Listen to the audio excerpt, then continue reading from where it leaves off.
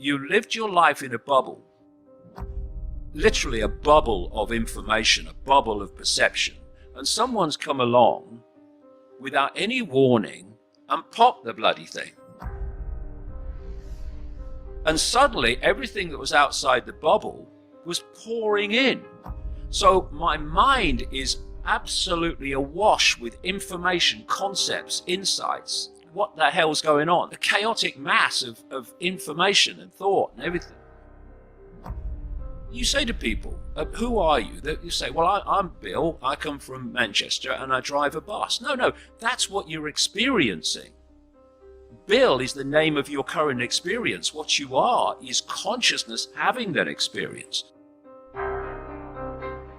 These are not who we are. They are experiences that our consciousness is having, our awareness is having. And once you start self-identifying with the label, you start looking at yourself in terms of little me. I am my label. I am Ethel who works on the checkout at Tesco. That's all I am. No, you are an expression of infinite awareness having an experience called Ethel on the checkout. And this might seem like esoteric navel gazing, but it's not. It's a totally different way of interacting with the world, and it's a total different way of self-identifying yourself. Because when you say I am art and the labels then follow, you are self-identifying with limitation. You're self-identifying, I am my experience. And if I'm born in Leicester in a working class council house, then that defines me. That's who I am. No, that's just where you were born. Mm. You have the potential to be whatever you want to be and whatever you choose to be. But what we've got now is a massive extension even of that, whereby your label is everything. Not only are people defining themselves by the labels, the world is increasingly defining them more than ever before by them. And this is where what we call today identity politics comes from, where it's not about what is right or fair or just, which is surely the way to look at anything. It's how does this affect my label? So people are constantly judging the world by how it affects their label, instead of saying, well, hold on a minute, never mind all that. Is it right? Is it fair? Is it just? No matter what label we're talking about, is it fair? Is it just? Is it right? And so what you have is a situation where we have developed this belief among increasing numbers of people, particularly young people through the universities and colleges, whereby you judge everyone by a group, and then you tag the group, whether it's good or not good. So therefore, instead of seeing a world of individuals with individual thoughts, opinions, observations, you judge everyone by a group. All these things are within us, and experience brings them out. And if you don't have experience, often they don't come out. What we've been developing is a population of emotionally weak people who perceive themselves in terms of victims. When you have challenges in life and you meet them, it brings something out of you. If you said to me, who are you? I would say, I am awareness. I am a state of being aware. Forget the body, forget everything. In my base form, I am a state of awareness. I am a point of attention within an infinite stream of awareness. And you are a point of attention in the same stream of awareness, and so's everybody else. When people leave the body, they've got no eyes, but they can still see. They've got no brain, but they can still think. It's because they are consciousness, and consciousness has the ability to hear, think, everything. But what the body does, you think of consciousness. Consciousness does not, if you like, vibrate. It's not within the frequency band of this reality we're experiencing. So it's like radio 1, radio 2, radio 3 or 4 are all sharing the same space, but they don't interfere with each other. Why? Because they're not on the same frequency. So consciousness is not in the range of frequency that we are directly experiencing in what we call the physical world.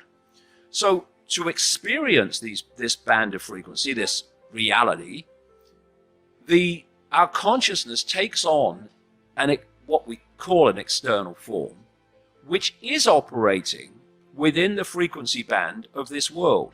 Remember that you are what you are, and what you are now can be something else whenever you choose to become the totality of what you are instead of the little me that you think you are. But if you look at it, the people who are abusing you, who are telling you you're not good enough, well, who the hell are they? Who are they? Who are they? Why do they matter? What the hell does it matter what they think about you? What does it matter? Oh, that person doesn't like you and gives you a hard time. Well, go and find someone else then. Stop interacting with them. Go find some other people to interact with. Who are these people? Why are you allowing your life to be dictated by the opinions of other people? You are unique. So why are you worried about what they think? Why are you even worried, if you get it down to real basics, what your parents think of you? Because you are what you are.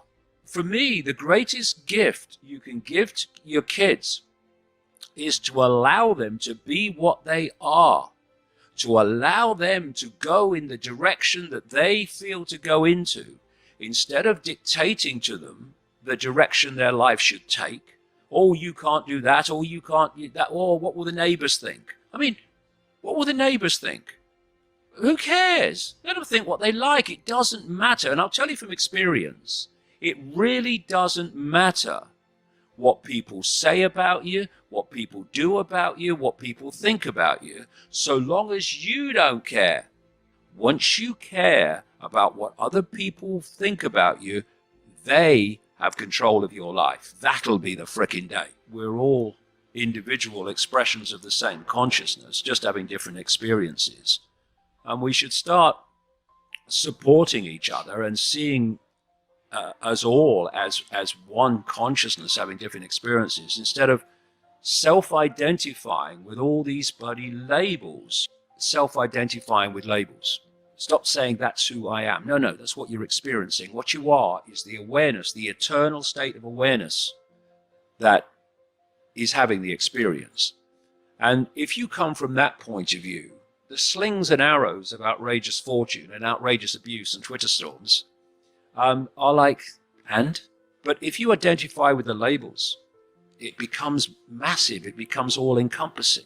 The world is controlled, and humanity is controlled and controls itself, and creates the very ground for which divide and rule is possible, which allows the few to control the many, through its obsession with labels.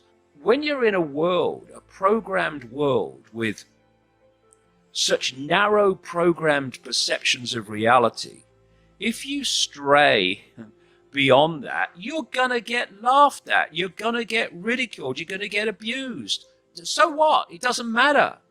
It only matters if you think it matters. If you have a population that is living a reality which actually doesn't exist, but they experience it as if it does, you've already put them in a cul-de-sac of perception.